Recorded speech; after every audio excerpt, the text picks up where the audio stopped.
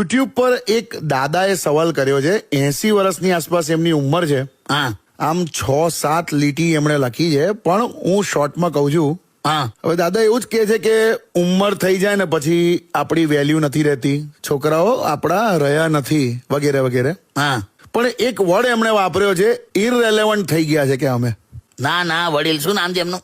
એમનું નામ છે માણેકભાઈ. માણકભાઈ, તમે ઇરરેલેવન્ટ નથી. એવું? તમે ઇરરેલેવન્ટ એટલા માટે નથી કારણ કે આ જમાના પ્રમાણે તમે યુટ્યુબ પર જઈને કમેન્ટ સેક્શનમાં જઈને આ સવાલ લખ્યો ને એ રેલેવન્સમાં જ આવે. ક્યાં બાત છે. Yes yes. બીજી વાત, હા છોકરાઓ આપણા રહ્યા નથી એ વાતનો જવાબ એ છે હા કે શ્રવણ પોતાના મા બાપની સેવા એટલા માટે કરી શક્યો હતો કેમ કે પરણેલો નતો.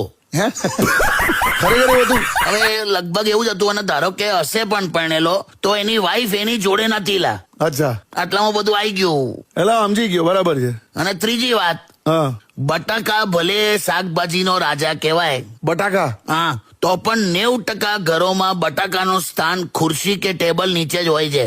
હા યાર, અમારી ત્યાં પણ એવી રીતે નીચે જ મૂકે છે. એવું જ હોય લા. લીલી શાકભાજી ફ્રીજમાં હોય, હા પણ ચિંતા કરવાની નહીં કેમ કે તમારા વગર ચાલે નહીં. કરેક્ટ. અને ચોથી વાત, હા માણેકભાઈ, તમે છે ને, તમે ડોક્ટર અને વકીલની શોધમાં ના હો અને પોલીસ તમારી શોધમાં ના હોય એ આ જમાનામાં સૌથી સુખી માણસ કહેવાય. ક્યાં વાત હે. વાત પૂરી લા. તમે યાર જોરદાર લાયા હા પણ કાકા. આ બહુ ઇમ્પોર્ટન્ટ વાત છે લા. હમણાં જમાનો બદલાયો છે, હા પેઢી બદલાઈ ગઈ છે, હા એટલું જ આપણે સ્વીકારવાનું છે. અચ્છા.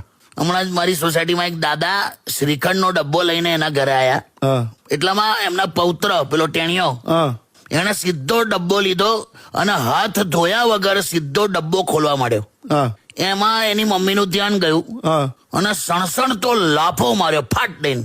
અરે બાપરે. અને એવું કીધું કે તને કેટલી વાર કહ્યું છે કે ખાતા પહેલા હાથ ધોવાના? ના, તો ખાતા પહેલા ફોટો પાડીને સોશિયલ મીડિયા પર અપલોડ કરવાનો, પછી જ ખાવાનું. હે આવું કીધું? એ જ કહું છું, પેઢી બદલાઈ ગઈ છે ભાઈ, પ્રાયોરિટીઝ બદલાઈ ગઈ છે. આ સ્વીકારવું પડશે. શું વાત કરો છો કાકા? હાલા, ફાટલા કપડા સીવીને પહેરનારી પેઢી પૂરી થઈ ગઈ અને હવે સીવેલા કપડા ફાડીને પહેરનારી શરૂ થઈ ગઈ.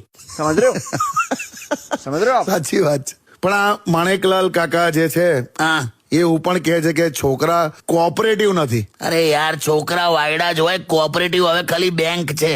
मतलब वो अलग ही लेवल का बंदा था.